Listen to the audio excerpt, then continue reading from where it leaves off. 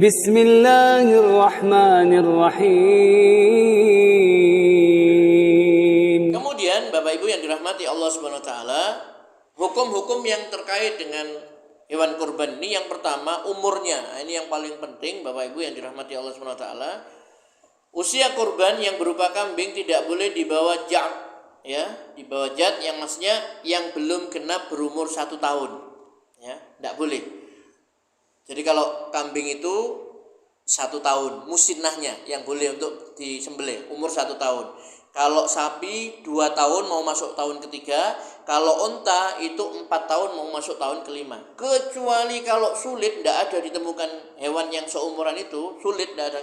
Kata Rasulullah boleh menggunakan jad tadi itu, jazaa, ya. Apa jaza itu? Yaitu kambing yang umurnya 6 bulan mau masuk ke 7 bulan lah, ya. Nah, itu boleh kalau memang terpaksa, ya. Apabila berupa biri-biri, unta atau sapi, umurnya tidak boleh di bawah 2 tahun, yaitu yang sudah memasuki umur 2 tahun untuk biri-biri, yang sudah umur 4 tahun dan memasuki 5 tahun untuk unta, ya, yang telah berumur 2 tahun dan memasuki tahun ketiga untuk sapi, ya. Jadi jangan lihat ini besar Pak, lebih besar. Kalau besar gemuk tapi masih 1 tahun, tidak sah untuk kurban itu. Sapi itu. Lebih baik yang kecil tapi sehat, tidak ada cacatnya ya pokoknya. Tapi dia sudah 2 tahun mau masuk tahun ketiga. Jadi hewan kurban ini memang ditentukan syariat, ya. Nabi mengatakan la tazbahu illa musinnah illa ayyasura alaikum fatazbahu jazaa'ah minad dha'n. Janganlah kalian korban selain lembu yang telah cukup umur atau musinnah. Lembu 2 tahun, ya. Kecuali apabila kalian memang kesulitan untuk mendapatkannya, maka sembelihlah yang telah berumur 1 tahun untuk kambing. Ya, ini dalam hadis riwayat Muslim, ya. Adapun ukuran cukup umurnya binatang ternak tidak lain adalah 2 tahun, ya. 2 tahun, ya, seperti itu. Di sini tidak dijelaskan memang, ya, tidak dijelaskan kalau. Jadi kalau terpaksa sekali itu boleh, kalau memang tidak ada boleh dengan jazaah, yaitu kambing yang umurnya 7 bulan, ya, kalau terpaksa seperti itu. Kemudian yang kedua, ya, setelah umur tadi itu terbebas dari penyakit, cacat, ya, dan ketidaknormalan yang lainnya. Jadi hewan kurban harus yang bebas dari segala cacat dan kekurangan dalam badannya, fisiknya. Karena itu tidak diterima kurban yang aurok. Aurok itu cacat.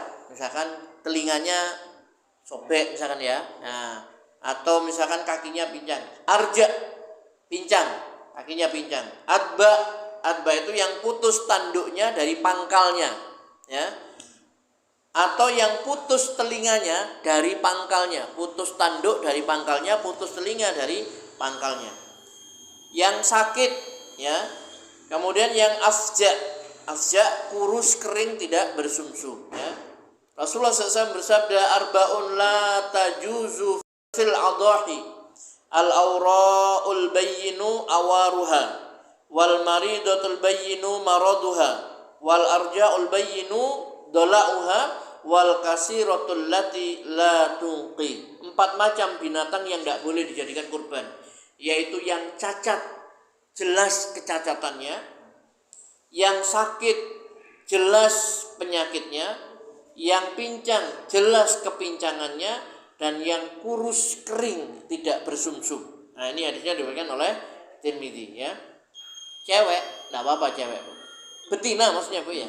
Ya, tidak apa-apa nanti, ya. Ini sudah masuk Pak? Belum, belum, ya.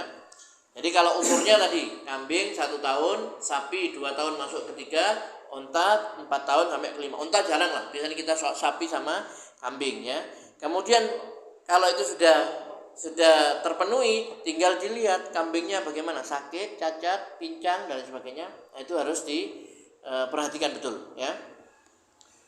Kemudian hewan yang paling utama, yaitu hewan kurban yang paling utama itu adalah biri-biri jantan yang bertanduk, ya, yang berwarna putih, campur hitam. Ya. Nah, ini yang sulit ini ya. Campur putih campur hitam di sekitar kedua mata dan punggungnya. Ini adalah sifat hewan kurban yang sangat disenangi Rasulullah SAW, dan beliau pernah berkurban dengan yang seperti itu. Ya.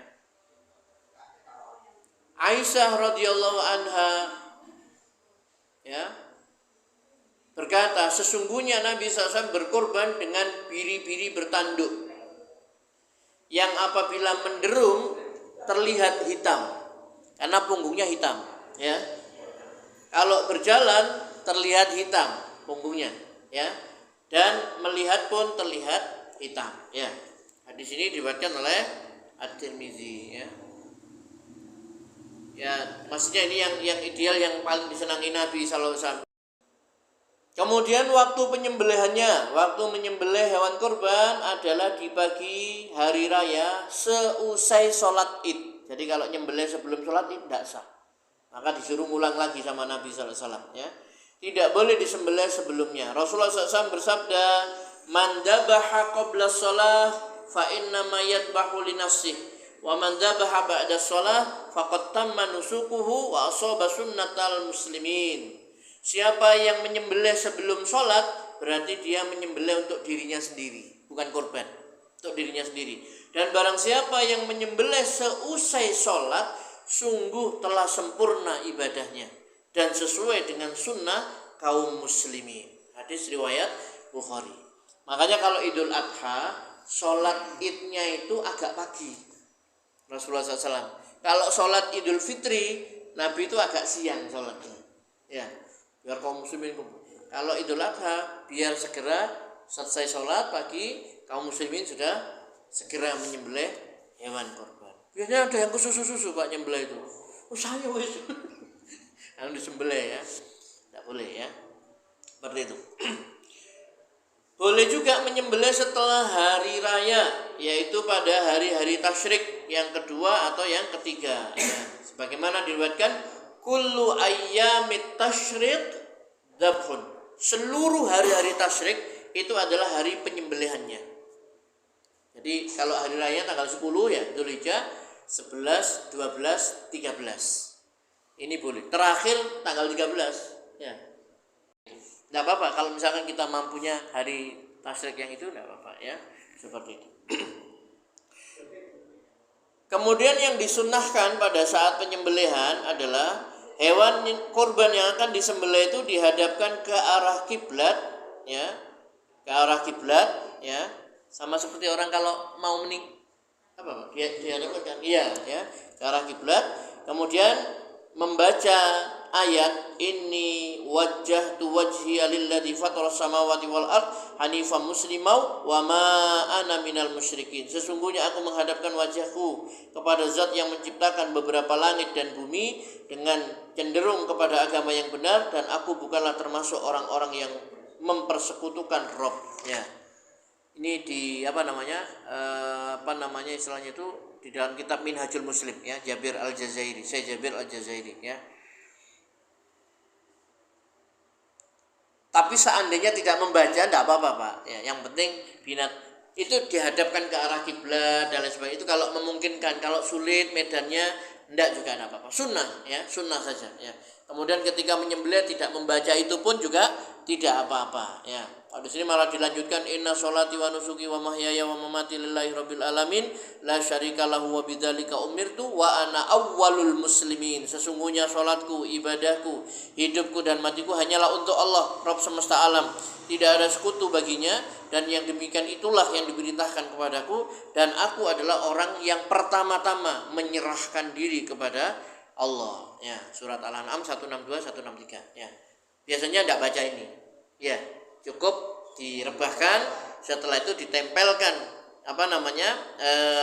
pisaunya tadi itu di lehernya. Nah, ini yang penting. Bismillah wallahu akbar. Dengan nama Allah dan Allah Maha Besar. Kemudian juga boleh mendoakan Allahumma hadza minka walaka. Ya Allah, ini adalah darimu dan untukmu. Artinya kurban ini, hewan ini dari Allah dan juga untuk Allah Subhanahu wa taala. Ya. Nah, seperti itu. Kemudian baca apa? Sembelih. ngek ya, ngek ya, seperti itu ya. Pastikan yang menyembelih adalah seorang muslim yang menunaikan sholat. Kemudian juga sembelihan itu harus baca basmalah ya, kecuali lupa. Juga ngomong, ayo dering sama giung, langsung ndak baca basmalah ya. Gak mau jawab bismillah. Kalau lupa ndak apa-apa. Lupa ndak baca basmalah ya. Nah, seperti itu. Yang dipermasalahkan para ulama ini kalau dia sengaja tidak membaca basmalah ya. Seorang muslim sholat dia ini, kemudian dia menyembelih tanpa membaca basmalah. Sebagian ulama mengatakan sembelihannya tidak boleh, tapi ada yang mengatakan tidak apa-apa. Karena seorang muslim itu kalaupun menyembelih, dia pasti untuk Allah Subhanahu wa taala. Tapi untuk hati-hatinya baca basmalah, kecuali lupa ya. Minimal bismillah wallahu akbar. Nah. Kemudian boleh mewakilkan penyembelihan kepada orang lain ya. Jadi disunahkan agar menyembelih kurbannya sendiri, tapi bila diwakilkan kepada orang lain tetap dibolehkan tanpa sedikit pun perbedaan di antara ahlul ilmi. Seluruh ulama sepakat, tidak ada perbedaan, tidak ada ikhtilaf. Boleh menyembelih itu diwakilkan orang lain. Nah, seperti itu ya. Tapi yang lebih utama nyembelih sendiri ya. Lupa Ustaz, kalau misalkan sapinya itu patungan 7 orang, semuanya mau nyembelih sendiri gimana? 7 orang ya diwakilkan Pak kalau gitu Pak ya. Dipilih mana yang lebih mahir lah ya, seperti itu. Kadang karena ingin mengamalkan sunnahnya sendiri, tapi dia ndak bisa, misalkan kadang-kadang ndak gak tepat lah maksudnya ya, kasihan gitu ya. Nah, lebih baik kalau seperti itu ndak apa-apa, wong hanya sunnah saja, serahkan kepada ahlinya atau diwakilkan atau apa ya, seperti itu. Baik, kemudian yang berikutnya adalah sunnah membagi dagingnya. Daging kurban ini sunnahnya dibagi 3. Sepertiga pertama diberikan kepada keluarga. Sepertiga Bu, ya. Sepertiga. Yang kedua disedekahkan. Ya. Yang terakhir dihadiahkan kepada mungkin teman, kenalan, kerabat, keluarga dan sebagainya.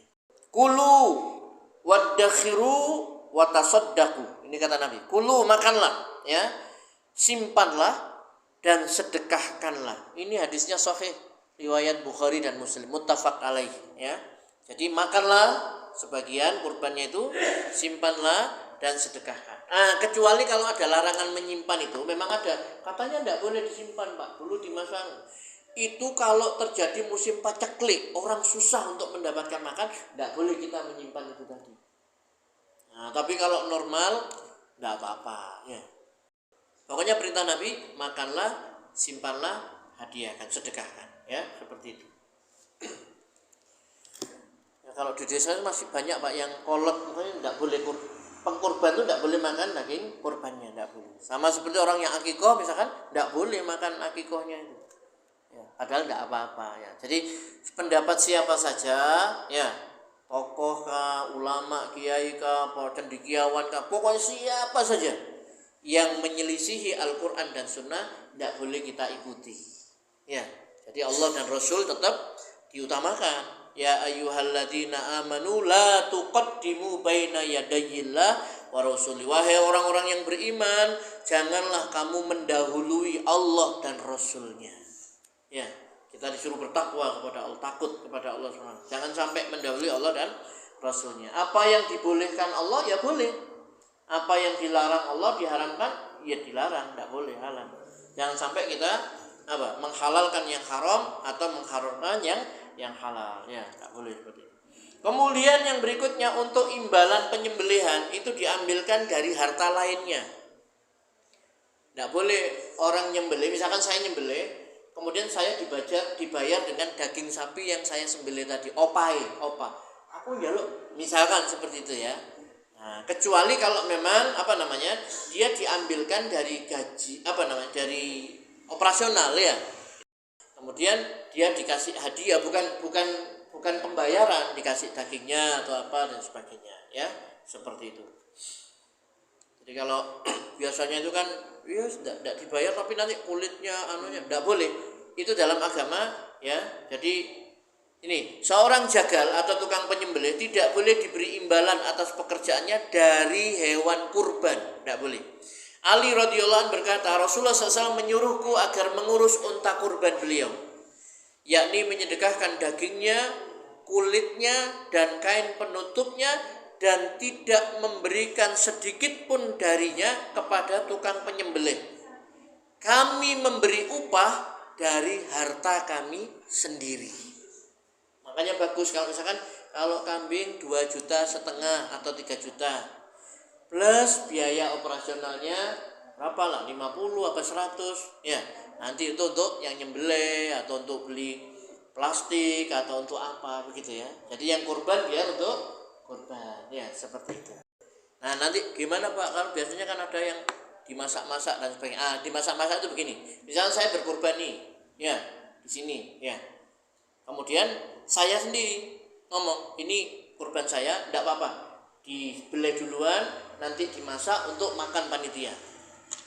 Paham maksudnya? Saya sendiri. Atau kerelaan, ya apa Pak Taufik, misalkan pedusnya sampean dipakai untuk oh ya tidak apa-apa, izin nyampaikan. Ya apa kalau misalkan yang ini kurban sampean nanti dipakai untuk makan-makan untuk izin, ada tidak apa-apa seperti itu ya. Yang tidak boleh itu adalah tanpa ada akad, tanpa ada apa, kemudian buat iki tak sop wis mbok saya bela dhisik terus dibuat makan itu yang tidak bisa.